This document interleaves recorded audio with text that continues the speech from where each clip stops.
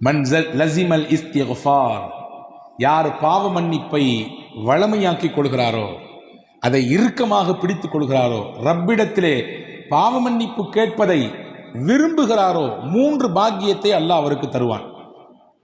ஜஅலல்லாஹு லஹு மின் குல்லி தீகின் ஹரஜா, எல்லா நெருக்கடியிலிருந்தும் அவருக்கு முதலிலே விடுதலையை தருவான். அவர் உலக ரீதியில் சந்தித்துக் கொண்டிருக்கக்கூடிய நெருக்கடிகள், மனக்குழப்பங்கள் எல்லாத்திலிருந்து முதல்ல அவருக்கு ரிலாக்ஸை கொடுப்பான்.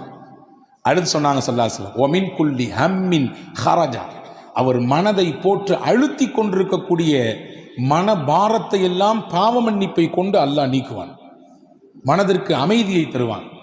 வரஸகஹு மின் ஹைது லா யஹ்தஸிப், அவர் நாடாத புறத்திலிருந்து அவருக்கு ரிஸ்கை கொண்டு வந்து கொட்டுவான். இந்த 3ம் யாருக்கு அல்லாஹ் தருவான் என்றால், யார் அல்லாஹ்விடத்திலே கையேந்தி பாவ மன்னிப்பு கேட்கிறார்களோ அவர்களுக்கு தருவான். நம்மிலே சிலர் நினைத்து கொண்டிருக்கிறோம், நாம் தான் நிறைய நன்மை செய்கிறோமே, நிறைய தொழுகிறோமே, நிறைய நோன்பு வைக்கிறோமே, நாம் ஜமாத்தையே விடுவதில்லையே, நாம் நீல அங்கி போட்டிருக்கிறோமே, நீல தாடிகள் வைத்திருக்கிறோமே, இது போதும், நாம் ஜெயித்து விடலாம் என்று. இல்லை பெருமக்களே, நாம் செய்யக்கூடிய நன்மை மட்டும் நம்மை ஈடேற்றமடைய செய்யாது, ரப்பிடத்தில் மன்னிப்பு கேட்காத வரை.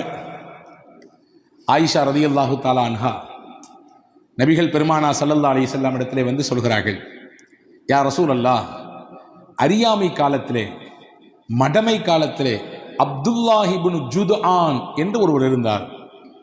அவர் ஒரு பெரிய கொடை வல்லல். அவர் செய்யாத நன்மையே கிடையாது. என்னென்னவெல்லாம் நன்மை செய்வார், ஹஜ்ரத் ஆயிஷாமா பட்டியல் போடுறாங்க. அவர் யக்ரிஉல் லைஃப், விருந்தினர்களுக்கு உணவு சமைத்து போட்டுக்கொண்டே இருப்பார்.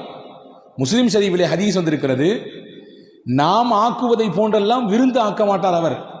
நம் வீட்டில் இருக்கக்கூடிய டபராவை போன்ற அண்டாக்களை போன்றெல்லாம் அவர் வீட்டு அண்டா இருக்காது.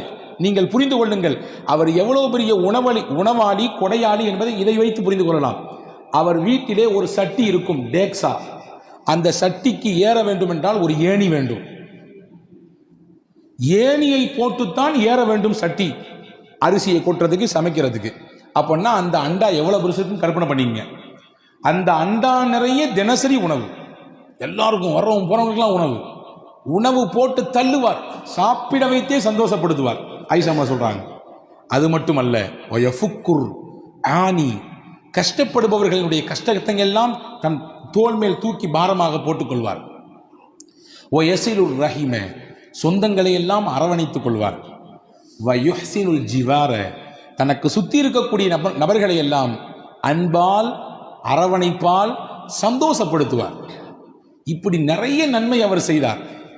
நானே அவருடைய நன்மையை பார்த்து புகழ்ந்திருக்கிறேன் அப்படின்னு சொல்லிட்டு ஆயிஷாமா கேட்டாங்க, யா ரசூலல்லாஹ், ஃபஹல் யன்ஃபஉஹு ذلك, இவர் நன்மையின் பல வாசல்களை அடைந்து செய்திருக்கிறார். இவர் செய்த நன்மையெல்லாம் அவருக்கு பலனளிக்குமா? அறியாமையில் காலத்தில் செய்த நன்மைகள் இதுவெல்லாம் அவருக்கு பலனை கொடுக்குமா என்று கேட்டார்கள். ரசூலுல்லாஹ் சொன்னாங்க, லா, கொடுக்காதுன்றாங்க. எந்த புண்ணியமும் இல்லை, அவர் செய்த நன்மை எந்த பலனையும் தராது என்று சொல்லிவிட்டு காரணம் சொன்னார்கள். ஏன் அவர் செய்த நன்மை அவருக்கு நன்மையை அவருக்கு பலனை கொடுக்காது என்றால், லம் யகுல் யௌமன் கத்து வஃபி ரிவாயா மர்ரத்தன் கத்து, ஒரு நாள் கூட இல்லை, ஒரு தடவை கூட அவர் இறையிடத்திலே அல்லாஹும்ம ஃபிர் லஹ், இறைவா என்னை மன்னித்து விடு என்று கேட்டதே கிடையாது. ஒரு நாள் கூட, ஒரு தடவை கூட என்னை மன்னித்து விடு என்று கேட்டதே இல்லை. மன்னிப்பு கேட்காததினாலே அவர் செய்த நன்மை எவ்வளவு பெரிதாக இருந்தாலும் சரிதான், எந்த புண்ணியமும் இல்லை. சம்பட்டியை கொண்டு அடித்ததை போன்று இருக்கிறது நமக்கெல்லாம். நாம் நினைத்துக் கொண்டிருக்கிறோம் நன்மைகள் போதும், நாம் செய்யக்கூடிய பிரம்மாண்டமான நன்மைகள் இது போதும், நம்மை காப்பாற்றிவிடும். போதாது, ரசூலுல்லாஹ் சொல்றாங்க, போதாது. உங்களை அறியாமலேயே உங்கள் காலத்திலே ஏதாவது தவறுகள் பாவங்கள் நிகழ்ந்திருக்கும். நீங்கள் கடந்த காலத்தை நினைத்து உங்கள் ரப்பிடத்திலே இறைவா மன்னிப்பை கொடு, தௌபாவை கொடு என்று கேட்கவில்லை என்றால் நாம் செய்த நல்ல அமல்களால் எந்த புண்ணியமும் இல்லை என்பதை இந்த ஹதீஸ் நமக்கு எடுத்து எம்புகிறது. எனவே அன்பு பெருமக்களே, மன்னிப்பு கேட்பதற்கான நாட்கள் இது. அல்லாஹ்விடத்திலே கண்ணீர் விடுவதற்கான நாட்கள் இது. அல்லாஹ்வின் சன்னிதானத்திலே நம்முடைய குற்றங்களை குறைகளை எடுத்து காட்டக்கூடிய நாட்கள் இது. வேறு யார்ட்டையும் சொல்ல முடியாது, சொல்லவும் கூடாது. செய்த பாவத்தை சொல்லி பெருமைப்படக்கூடாது. பெருமைப்பட முடியுமா? நான் செய்த பாவத்தை உங்களிடத்திலே சொன்னால் காரி துப்புகிற சூழல் எல்லாம் ஏற்படும் இல்லையா? யாரிடத்திலும் சொல்ல முடியாது. ஆனால் படைத்தவனிடத்திலே நான் சொல்லலாம். என்னை படைத்தவனிடத்திலே நான் என் குற்றங்களை சொல்லலாம். நான் பட்டியலிடலாம், இதெல்லாம் செய்தேன் இறைவா, எனக்கும் உனக்கும் மட்டும்தான் தெரியும். அந்த ராத்திரி, அந்த பகல், அந்த நாட்கள், என் வாலிப நாட்கள், என்னுடைய நல்ல சுகபோகமாக இருந்த நாட்கள், நான் ஓஹோ என்று வாழ்ந்த நாட்கள், அப்பெல்லாம் நடந்த பாவங்கள் இது இது என்று பட்டியலிட்டு அல்லாஹ்விடத்திலே மன்னிப்பு கேட்கக்கூடிய நாட்கள் இது. இதை தவறவிட்டால், இந்த மன்னிப்பை நாம் இந்த ரமதானில் பெறவில்லை என்றால், என்னை விட நம்மை விட நஷ்டத்திற்குரியவர் உலகத்தில் யாரும் இல்லை. வியாபாரத்திலும் தொழிலும் நஷ்டம் அடைவது நஷ்டம் அல்ல, அது நஷ்டம் அல்ல. உலகத்தில் நஷ்டம் அடைவதுதான் நஷ்டம். ரமலானை அடைந்து இதிலே மன்னிப்பை பெறவில்லை என்றால் அதுதான் நஷ்டம். அந்த நஷ்டத்தை நாம் பெற்றுவிடக் கூடாது என்று பெருமானா ஸல்லல்லாஹு அலைஹி வஸல்லம் எச்சரிக்கிறார்கள். எனவேதான் நபிகள் சொன்னார்கள், இன்னி அஸ்தக்ஃபிருல்லாஹ், ஒவ்வொரு நாளும் நான் இஸ்திக்பார் செய்கிறேன். ரசூலுல்லாஹ் சொல்கிறார்கள், நான் ரப்பிடத்திலே பாவ மன்னிப்பு தருகிறேன். 70 தடவை அல்லாஹ்விடத்திலே அஸ்தக்ஃபிருல்லாஹ் அஸ்தக்ஃபிருல்லாஹ் அஸ்தக்ஃபிருல்லாஹ், இறைவா உன்னிடத்திலே பாவ மன்னிப்பு தருகிறேன், என்னை மன்னி என்னை மன்னி என்று நான் கேட்கிறேன் என்றார்கள் பெருமானார். நபிகள் கேட்க வேண்டிய அவசியம் என்ன? யக்ஃபிரு லக்கல்லாஹு மா தகத்தம மின் தம்பிக வ மா தஅக்கர், குர்ஆனின் வார்த்தை இது. உங்கள் முன்பின் பாவம் எல்லாம் மன்னிக்கப்பட்டவர்கள் நீங்கள், பாவமே இல்லாத பரிசுத்தவான் நீங்கள். அந்த பூமான் நபி ஸல்லல்லாஹு அலைஹி வஸல்லம் அவர்கள் ஒவ்வொரு நாளும் பாவ மன்னிப்பு கேட்டார்கள் என்றால், நாமெல்லாம் எம்மாத்திரம் நம் வாழ்க்கையே பாவத்தில் தான் உலர்ந்து கொண்டிருக்கிறது. அபூ ஹுரைரா ரலியல்லாஹு அன்ஹு சஹாபாக்கள் முதன்மையான சஹாபி, ஹதீதை அறிவித்ததிலே எக்கச்சக்கமான நபிமொழிகளை அறிவித்திருக்கிறார்கள். இன்னைக்கு நமக்கு கிடைக்கக்கூடிய ஹதீதுகளிலே பெரும்பாலும் கிடைத்தது அந்த வழித்தொடரிலே கடைசியில் நபிக்கு முன்னால் இருப்பது செய்தனா அபூ ஹுரைரா ரலியல்லாஹு அன்ஹு. அவங்க வரலாற்றில் எழுதுறாங்க, ஒரு நாளைக்கு 12,000 தடவை இஸ்திக்பார் செய்வாங்க. எத்தனைங்க? 12 இல்லை, 12,000 தடவை. நம்மால் ஒரு நாளைக்கு 100 தடவைக்கு மேலே செல்வதற்கு கூட கஷ்டம். அபூ ஹுரைரா ரலியல்லாஹு அன்ஹு என்ற மகத்தான சஹாபி ஒரு நாளைக்கு 12,000 முறை செய்திருக்கிறார்கள் என்றால், நீங்களும் நானும் எவ்வளவு தூரம் அல்லாஹ்விடத்திலே மன்னிப்பை கோர வேண்டும். மன்னிப்புக்கான வழிகளை நிறைய மார்க்கம் சொல்லித் தருகிறது. இந்த காரியத்தை செய்தால் உங்களுக்கு மன்னிப்பு உண்டு. சமூக அக்கறையோடு சில நேரங்களிலே நாம் செயல்பட வேண்டும். அதுவே நம்முடைய பாவத்திற்கு மன்னிப்பாக பரிகாரமாக ஆகிவிடும். ஹதீஸிலே வந்திருக்கிறது. அலி இப்னு அபீ தாலிப் ரலியல்லாஹு அன்ஹு ஹதீஸை அறிவிப்பு செய்கிறாங்க. ரசூலுல்லாஹ் சொன்னாங்க, மன் கஸ்ஸல மையித்தன், எவர் ஒருவர் இறந்து போன ஒரு மையத்தை குளிப்பாட்டுகிறாரோ சொல்லிட்டு சொன்னாங்க. அடுத்து இரண்டாவது, வக்கஃபனஹு, அந்த இறந்த மையத்துக்கு கஃனிடுகிறாரோ. மூணாவது சொன்னாங்க, வஹன்னகஹு, அந்த இறந்து போன மையத்திற்கு அத்தர் பூசுகிறாரோ. வஹமலஹு, இறந்த அந்த ஜனாசாவை தோளில் சுமந்து பள்ளிக்கு எடுத்துச் செல்கிறாரோ. வஸல்லா அலைஹி, அந்த ஜனாசாவின் இறுதி தொழுகையிலே பங்கெடுத்துக் கொள்கிறாரோ. 5 சொன்னாங்க ரசூலுல்லாஹ். எவர் மையத்தை குளிப்பாட்டுகிறாரோ, குளிப்பாட்டுதல் என்றால் நேரடியாக அல்லது அங்கே பக்கத்திலே ஒத்துழைப்பாக நிற்பது, பயப்பட தேவையில்லை, ஒதுங்கி நிற்க வேண்டிய அவசியம் இல்லை, யாரோ ஒருவர் வந்து செய்வார் என்று நாம் எதிர்பார்க்க வேண்டிய தேவையில்லை, களத்தில் நிற்பவர்கள் செய்யலாம். 2வது சொன்னாங்க கஃன் இடுதல், 3வது அத்தர் பூசுதல், 4வது தோளில் தூக்கி சுமந்து செல்லுதல், 5வது அந்த ஜனாசாவிலே பங்கெடுத்து தொழுதல். சொல்லிட்டு ஒரு செய்தி சொன்னாங்க, வலம் யுஃப்ஷ அலைஹி மா ரஆ, அந்த மையத்தின் எந்த குறையையும் அவர் வெளியே சொல்லாமல் விட்டுவிட்டார். சொல்லவே இல்லை. இருக்கலாம் சில சமயங்களிலே முதுகிலே புண் இருந்திருக்கலாம், பெரிய கீறல் இருக்கலாம், ஏதாவது சில பார்க்கக்கூடாத சில விஷயங்களை அந்த மையத்தின் உடம்பிலே பார்த்திருக்கலாம். எதையுமே அவர் வெளிக்காட்டவே இல்லை, கப் சிப்புன்னு இருந்தார்.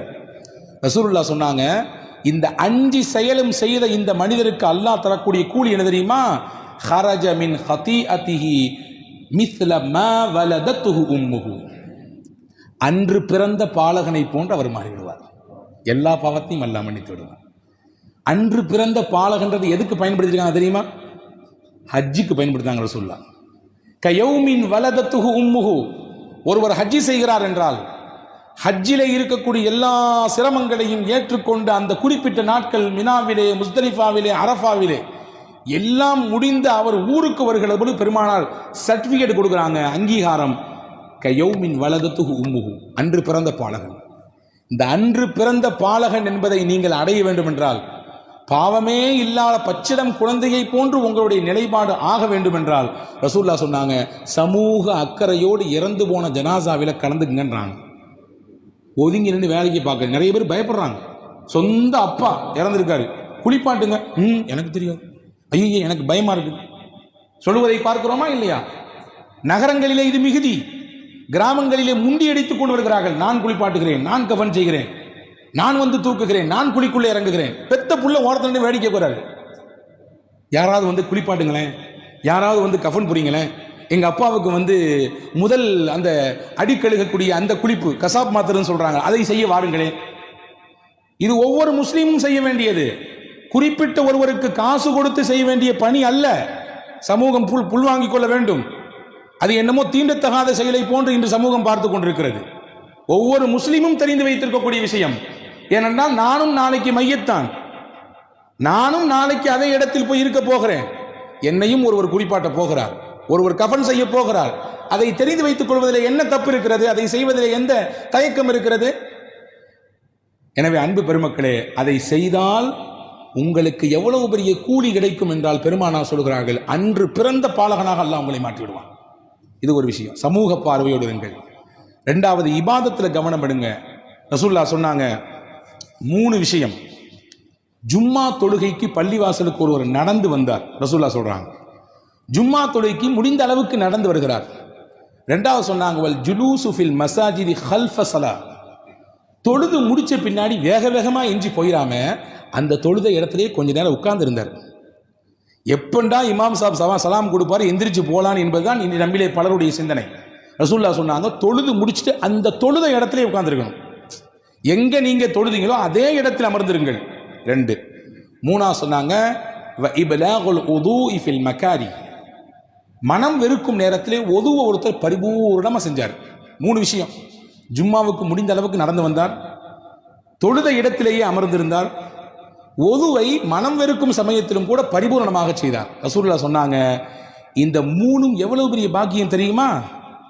தாலிக ஆஷ பி கைரின் வ மாத்த பி கைரின், இந்த 3ஐயும் அவர் தொடர்ச்சியாக பின்பற்றினால் நலவோடு வாழ்வார், இந்த உலகத்தை விட்டு மரணிக்கின்ற பொழுதும் நலவோடு மரணிப்பார். சொல்லிட்டு சொன்னாங்க, இந்த 3ஐயும் பின்பற்றக்கூடியவர் வக்கான மின் ஹதீஅதிஹி கயௌமின் வலதத்துஹு உம்முஹு, அன்று பிறந்த பாலகடை போன்று இருக்கிறார். பாவத்தை எல்லாம் அல்லாஹ் அழிச்சிடலாம். அவர் செய்த பாவத்தை எல்லாம் அல்லாஹ் அழித்து விடுகிறான். அன்று பிறந்த பாலகனை போன்றாகிறார் என்றார்கள் பெருமானார் ஸல்லல்லாஹு அலைஹி வஸல்லம். இப்போ பாவத்தினுடைய அழிப்புக்கு நிறைய வழிகள் இருக்கிறது.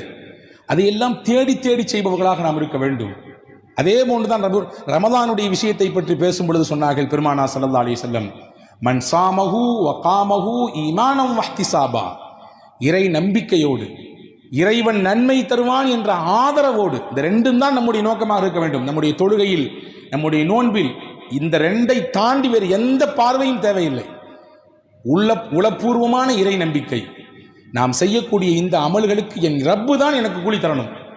அந்த எண்ணத்திலே யார் ரமதானில் பகலில் நோன்பிருந்து பிளஸ் சேர்த்து சொல்றாங்க இரவு வணக்கத்தில் பங்கெடுத்தாரோ, நான் எதற்கு இதை அழுத்தி சொல்கிறேன் என்றால், நோன்பு மட்டும்தான் போதும் என்று நினைக்கக்கூடிய நமக்கு ரசூலுல்லாஹ் உணர்த்துகிறார்கள், உங்கள் பாவ மன்னிப்புக்கு நோன்போடு சேர்ந்து இன்னொரு அம்சமும் இருக்க வேண்டும், அதிலும் கவனம் எடுத்துக் கொள்ளுங்கள். அதுதான் இரவு தொழுகை. இரவு தொழுகையும் நோன்பும் சேர்ந்து இருக்கக்கூடியவருக்கு ரசூலுல்லாஹ் கொடுக்கக்கூடிய கிஃப்ட் என்ன? ஹரஜ மின் துனூபிஹி கயௌமின் வலதத்துஹு உம்முஹு, இவரும் அன்று பிறந்த பாலகன், அன்னைக்கு பிறந்த குழந்தையை போன்று. எப்படி குழந்தை அப்பழுக்கற்ற பாவமில்லாத பிள்ளையாக இருக்குமோ பரிசுத்தமாக, அப்படியே நோன்பையும் இரவு தொழுகையும் ரமலானிலே பேணி பாதுகாக்கக்கூடிய மக்கள் அந்த ரமலானை விட்டு விடை பெறுகிற பொழுது பச்சை புள்ள மாதிரி இருப்பாங்க. பாவமே இல்லாத பிள்ளையாக இருப்பார்கள், பாவமே இல்லாத பரிசுத்தவான்களாக இருப்பார்கள் என்றார்கள் பூமான் நபி ஸல்லல்லாஹு அலைஹி வஸல்லம். இப்ப இபாதத்தில் நமக்கு கிடைக்கக்கூடிய மன்னிப்பு, சமூக செயல்பாடுகளில் நமக்கு கிடைக்கக்கூடிய மன்னிப்பு, சின்ன சின்ன விஷயமாக கருதக்கூடிய விஷயங்களில் அதை கவனம் எடுக்கிற பொழுது நமக்கு கிடைக்கக்கூடிய மன்னிப்பு. ஒன்றும் இல்லை, சாப்பிட்றீங்க, டெய்லி நம்ம எல்லாரும் சாப்பிட்றோம். நாம் சாப்பிட்டு முடித்தவுடன் என்ன சொல்லுகிறோம்? சாப்பிட பொழுதும் என்ன சொல்லுகிறோம் தெரிவதில்லை. எதையோ சொல்லிக்கொண்டு சாப்பிடுகிறோம், எதையோ பார்க்கிறோம். சாப்பிட்டு முடிகிற நேரம் பல நபர்களுக்கு சாப்பாடு முடிந்ததா இல்லையா என்பது கூட தெரிவதில்லை, உணர்வதில்லை. ரசூலுல்லாஹி ஸல்லல்லாஹு அலைஹி வஸல்லம் சொன்னாங்க, சாப்பிட்டு முடிச்ச உடனே ஒரு துஆ இருக்குது, ரொம்ப பெருசெல்லாம் இல்லை. அல்ஹம்துலில்லாஹில்லதி அத்அமனி அத்அமனி ஹாதா வரஸகனீஹி மின் கைரி ஹவுலி மின்னி வலா குவா. அவ்வளவுதான். யார் ஒவ்வொரு நாளும் உணவு அருந்தியதற்கு பிறகு, இறைவா நீனே எனக்கு இந்த உணவை கொடுத்தாய், என் உழைப்பு என்னுடைய முயற்சி எதுவும் இல்லை, ஒரு கவள உணவு நம் கையில் கிடைக்கிறது என்றால், ஆய்வாளர்கள் எழுதுகிறார்கள், ஒரு கவளம் உணவு நம் கையில் கிடைக்க வேண்டும் என்றால் 32 பேர் உழைத்தால் தான் அந்த ஒரு கவள உணவு கிடைக்கும். ஒரே ஒரு பிடி உணவு எத்தனை பேருடைய உழைப்பு இருக்குது? 32 பேருடைய உழைப்பு இருக்கிறது. அதிலே உழக்கூடியவர், அதை பயிரிடக்கூடியவர், அதை பராமரிக்கக்கூடியவர், அதை நெல்லிலிருந்து அரிசியாக மாற்றுபவர், இப்படி போகுது. அது 32 பேருடைய உழைப்பு. எந்த கஷ்டமும் இல்லாமல் எனக்கு உணவை தந்தாய், என் முயற்சி இல்லை, என்னுடைய திறமை இதில் இல்லை, உனக்கே எல்லா புகழும். அதான் இதான் அர்த்தம். ரசூலுல்லாஹ் சொன்னாங்க, யார் இதை சொல்றாங்களோ குஃபிர லஹு மா தகத்தம மின் தம்பிஹி வ மா தஅக்கர், அவர் முன் பின் செய்த எல்லா பாவத்தையும் அல்லாஹ் மன்னிச்சிடுறான். அல்லாஹ் அக்பர். ஒவ்வொரு நாளும் சாப்பிடும் பொழுது என்னவெல்லாம் சாப்பிடுகிறோமோ அந்த சாப்பாட்டுக்கு பிறகு இந்த துவாவை ஓதிவிட்டால் உங்களுக்கு மன்னிப்பு மொத்தமாக கிடைத்து விடுகிறது, ஹோல்சலாக கிடைத்து விடுகிறது. பெருமானா ஸல்லல்லாஹு அலைஹி வஸல்லம் இப்படி மன்னிப்புக்கான வழி எங்கெங்கெல்லாம் இருக்கிறது என்பதை பெருமானா ஸல்லல்லாஹு அலைஹி வஸல்லம் தேடி தேடி உம்மத்துக்கு அறிவித்துக் கொடுத்திருக்கிறார்கள். எனவே அந்த மன்னிப்பை இந்த ரமதானில் நாம் முழுமையாக பெற்றுவிட வேண்டும். ஒவ்வொரு நாளும் இந்த ரமதானிலே, குறிப்பாக இந்த 10 நாட்கள், நீங்கள் இரவினுடைய பிற்பகுதியிலே, குறிப்பாக தஹஜ்ஜுடைய சமயத்திலே அல்லாஹ்விடத்திலே இருகரமேந்தி துஆ செய்ய வேண்டும். நம் பாவங்களை பட்டியலிட வேண்டும், நம்முடைய தவறுகளை குற்றங்களை இறைவனிடத்திலே ஒப்புக்கொள்ள வேண்டும். அது அல்லாஹ்வுக்கு ரொம்ப பிடிக்கும். என்னுடைய அடியான் நான் செஞ்ச தப்பெல்லாம் ஒத்துக்கிட்டு எனக்கு முன்னாடி அப்படியே உட்கார்ந்துருக்கான் பாருங்களேன் என்று பெருமை பாராட்டுவான். தப்பையெல்லாம் ஒத்துக்கொள்கிறான். நீ இல்லாமல் நான் இல்லை, இறைவா நீ மன்னிக்கவில்லை என்றால் நான் என் கதி அவ்வளவுதான், அழிந்தே போய்விடுவேன் என்று ஒரு அடியான் சொல்லும் நேரத்திலே உச்சபட்சமான மகிழ்ச்சியில் அல்லாஹ் திளைக்கிறான். என் அருளின் மீது எவ்வளவு பிரியம் இவனுக்கு, என் மன்னிப்பின் மீது எவ்வளவு ஆதரவு இவனுக்கு, நிச்சயம் இவனை நான் மன்னிப்பேன் என்று அல்லாஹ் சொல்கிறான். எவ்வளவு பெரிய குற்றம் செய்தாலும், எவ்வளவு பெரிய தவறுகள் செய்தாலும் மன்னிப்பு கேட்கக்கூடியவர்களுக்கு அல்லாஹ் தன் அந்த அருளின் வாசலை, மன்னிப்பின் வாசலை திறந்தே வைத்திருக்கிறான், மூடுவதே கிடையாது. தௌபாவின் வாசல் என்பது மௌத்து, ரூஹு, தொண்டை குழியை அடையும் வரை அல்லாஹ் திறந்து வைத்திருக்கிறான். அதனால கடைசி காலத்தில் பார்த்துக்கலாம்னு சொல்லி அடுத்த வருஷம் ரமதானுக்கு விட்டுறாதீங்க. ஒவ்வொரு வருடமும் கேட்க வேண்டும், ஒவ்வொரு நாளும் மன்னிப்பை கேட்க வேண்டும். அல்லாஹுவின் மன்னிப்பு விசாலமானது என்பதை ரசூலுல்லாஹ் இப்படி விவரித்து காட்டுகிறார்கள். ஒரு ஹதீஸை சொல்லி முடிக்கிறேன். அஸ்தக்ஃபிருல்லாஹ் என்று சொல்லி நாம் பாவ மன்னிப்பு தேடுகிறோம். ஒரு சில வார்த்தைகளை மட்டும் கூட்டி சேர்த்துக் கொள்ளுங்கள். அஸ்தக்ஃபிருல்லாஹல் அலியுல் அதீம் அல்லதீ லா இலாஹ இல்லா ஹுவல் ஹய்யுல் கய்யூம் வ அதூபு இலை. இது ஒரு இஸ்திக்ஃபார், ரசூலுல்லாஹ் சொல்லிக் கொடுத்த இஸ்திக்ஃபார். இங்கே நம்முடைய பள்ளியிலே நாம் இஃப்தாருடைய சமயத்திலே ஜிக்ர் மஜ்லிஸ் நடத்துகிறோம். அந்த சமயத்தில் இந்த இஸ்திக்ஃபார் சொல்லி தரப்படும். அஸ்தக்ஃபிருல்லாஹல் அலியுல் அதீம் அல்லதீ லா இலாஹ இல்லா ஹுவல் ஹய்யுல் கய்யூம் வ அதூபு இலை. இது 3 தடவை ஒருவர் சொல்கிறார். 3 தடவை. ரசூலுல்லாஹ் எவ்வளவு பெரிய கூலி சொன்னாங்க தெரியுமா? 5 பாக்கியம் கிடைக்கும் அவருக்கு. 5 பாக்கியம். வெறும் 3 தடவை தான், வெறும் 3 தடவை. 5 பெரும் பாக்கியம். 1, அவர் போர்க்களத்திலிருந்து புறமுதுகிட்டு ஓடி இருந்தாலும் அல்லாஹ் பாவத்தை மன்னிச்சிடறான்.